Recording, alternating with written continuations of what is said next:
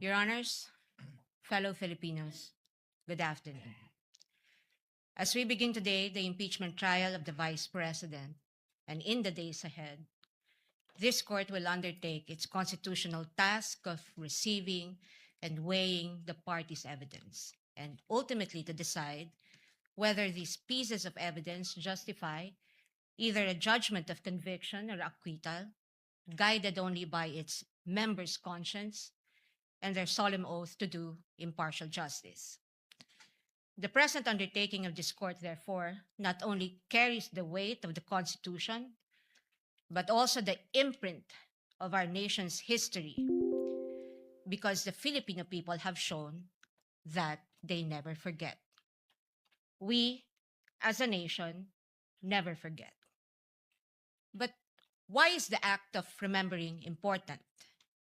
What does it matter to our history and to ordinary Filipinos?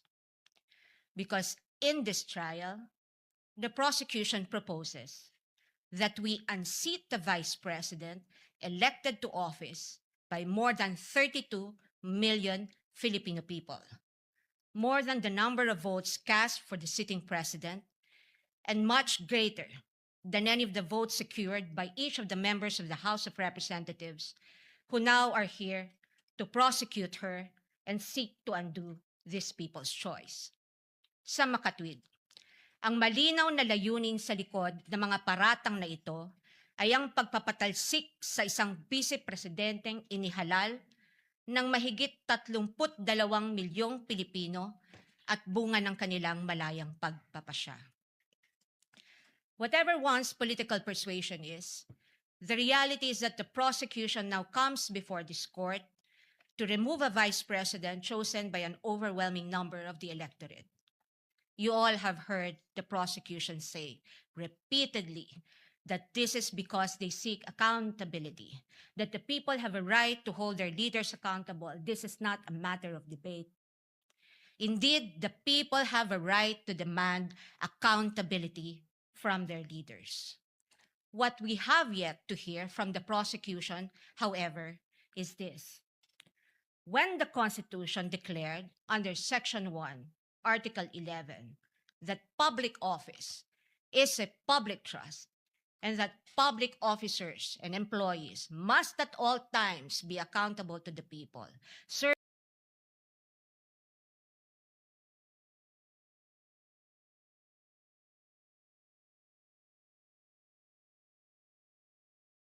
their lives, the Constitution does not only speak to the Vice President. It also demands the same standards from the prosecutors. Being public officers themselves, the public prosecutors and the members of the House of Representatives are also held to the same constitutional standard. And so we must remember what history tells us. This is not the first time that members of the House of Representatives have attempted to remove the Vice President, and in a manner not compliant with the Constitution.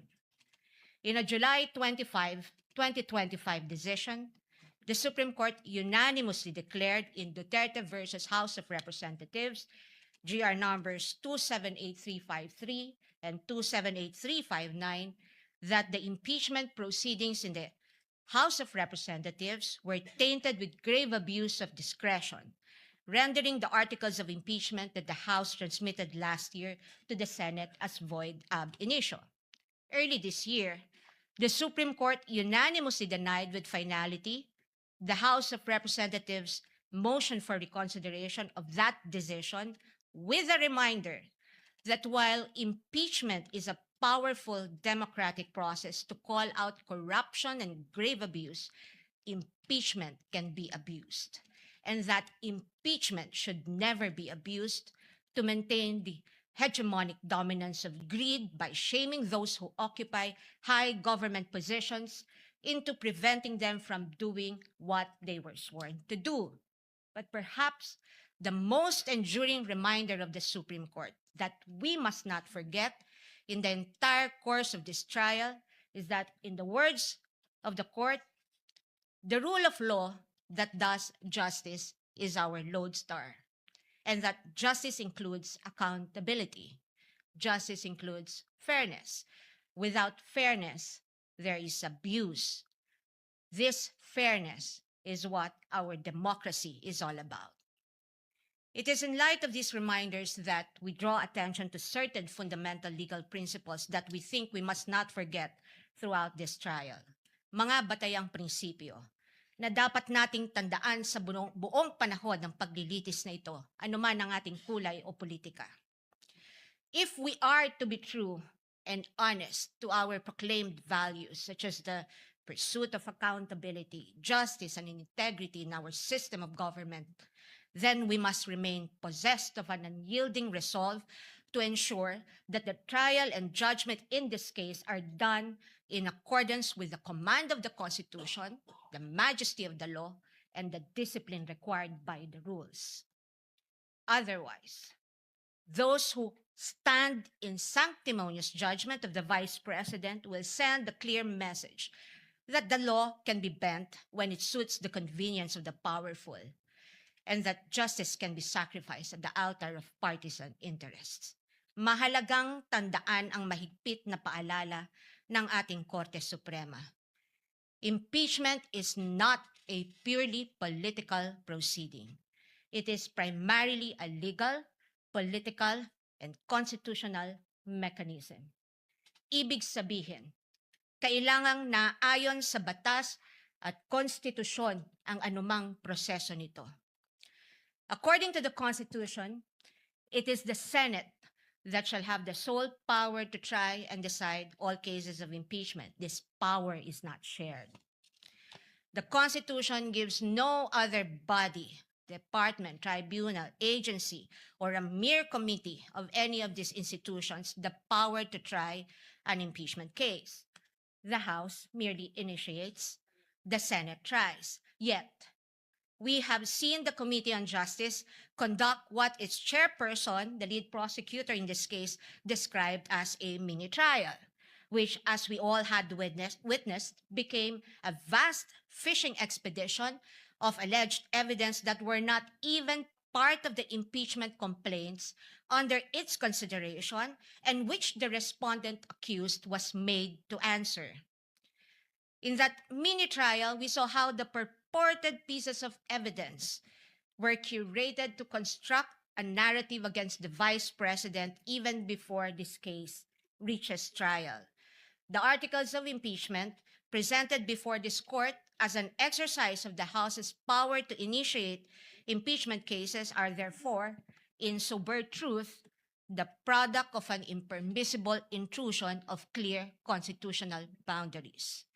Over the course of the impeachment trial, the prosecution will attempt to convince this court and the court of public opinion that the allegations in the articles of impeachment are supported by materials they obtained during their mini trial and that evidence exists to sustain a judgment of conviction. They will claim that the notices of suspension and disallowance issued by the COA and the COA decision denying the Vice President's appeal of that disallowance support their accusations, with the release of that decision by the COA conveniently timed and coinciding with the committee hearings. They will claim that the certifications of the PSA confirm their allegation that recipients of the confidential funds do not exist, even though they listed one Mary Grace Piatos in their pre-trial brief as among their witnesses, or that the liquidation of the confidential funds in a span of 11 days was allegedly swift as to invite suspicion. The prosecution will assert that the supposed NBI findings of similar signatures across a number of acknowledgement receipts submitted to the COA are supportive of their conclusion that the disbursements of the confidential funds were irregular. What the prosecution avoided informing the public so far are these: that it was the then Secretary of the Department of Budget and Management, Amena Pangandaman, who issued a memorandum for the President through Executive Secretary Lucas Bersamin on October 18, 2022, recommending the approval of the Office of the Vice President's request for confidential funds. That the Office of the President did in fact approve that recommendation of the DBM through a memorandum from the Executive Secretary dated November 28, 2022, and signed by the former Executive Secretary Lucas Bersamin by order of the President, that on December 13, 2022, the DBM issued a special allotment order number SARO-BMB-C-22-001-2004, signed by former Secretary Amena Pangandaman, to cover the request of financial assistance, subsidy, and confidential funds of the OVP that, notwithstanding the impending end of the fiscal year, the confidential funds were nonetheless released to the OVP on December 20, 2022 under this documented approval process.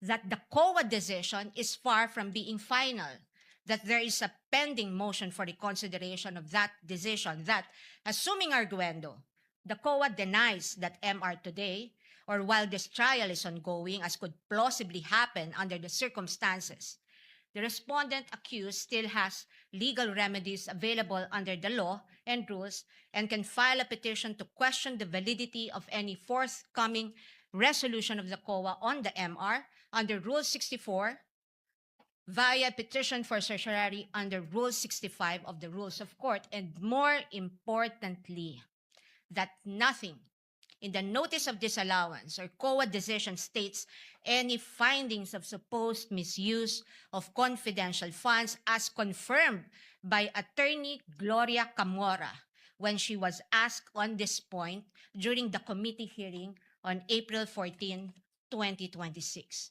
Across all other articles, the prosecution will lay a landscape of what it deems to be their evidence in support of their speculations and conclusions. We are not strangers to all these accusations, precisely because this was not the first time these narratives were foisted into the minds of the general public.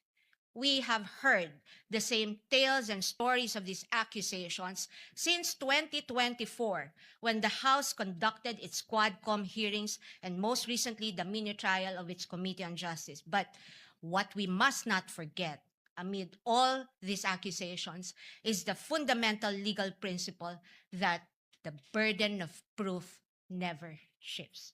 The burden of proof never shifts.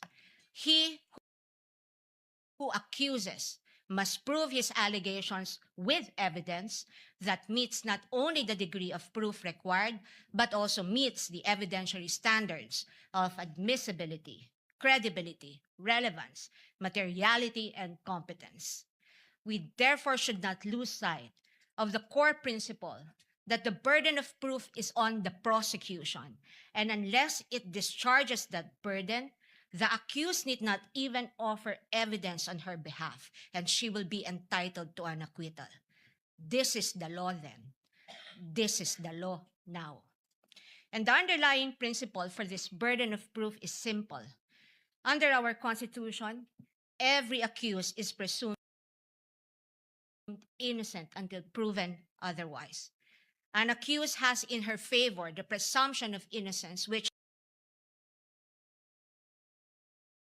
the Bill of Rights guarantees. This also brings to fore the reality that, in the words of the Supreme Court in People versus Pagal, the individual citizen is but a speck of particular molecule vis-a-vis the vast and overwhelming powers of government, and his only guarantee against oppression and tyranny are his fundamental liberties under the Bill of Rights, which shield him in times of need. Sa madaling salita, kinikilala ng ating saligang batas na sa bawat paglilitis, ang isang individual ay nahaharap sa malalim at napakalaking makinarya ng buong Estado. At ang tanging sandigan lamang niya laban sa anumang pang-aabuso ng kapangyarihan ay ang kanyang mga batayang karapatan sa ilalim ng ating konstitusyon. Kaya't mahalagang linawin na sa gitna ng pagtatangkang ikondisyon ang kaisipan ng mamamayang Pilipino at sa gitna ng walang humpay na komentaryo sa mga pampublikong espasyo, wala pang maituturing na anumang ebidensya siya o aligasyon na napapatunayan ng prosekusyon sa simpleng dahilan na ang bawat ebidensya ay kailangang dumaan muna sa pagsuri ng korteng may tanging kapangyarihan sa ilalim ng ating salita. The articles of impeachment are supported by materials they obtained during their mini-trial and that evidence exists to sustain a judgment of conviction. They will claim that the notices of suspension and disallowance issued by the COA and the COA decision denying the Vice President's appeal of that disallowance support their accusations, with the release of that decision by the COA conveniently timed and coinciding with the committee hearings. They will claim that the certifications of the PSA confirm their allegation that recipients of the confidential funds do not exist, even though they listed one Mary Grace Beatos in their pre-trial brief as among their witnesses, or that the liquidation of the confidential funds in a span of 11 days was allegedly swift as to invite suspicion. The prosecution will assert that the supposed NBI findings of similar signatures across a number of acknowledgement receipts submitted to the COA are supportive of their conclusion that the disbursements of the confidential funds were irregular. What the prosecution avoided informing the public so far are these: that it was the then Secretary of the Department of Budget and Management, Amena Pangandaman, who issued a memorandum for the President through Executive Secretary Lucas Bersamin on October 18, 2022, recommending the approval of the Office of the Vice President's request for confidential funds. That the Office of the President did in fact approve that recommendation of the DBM through a memorandum from the Executive Secretary dated November 28, 2022, and signed by the former Executive Secretary Lucas Bersamin by order of the President.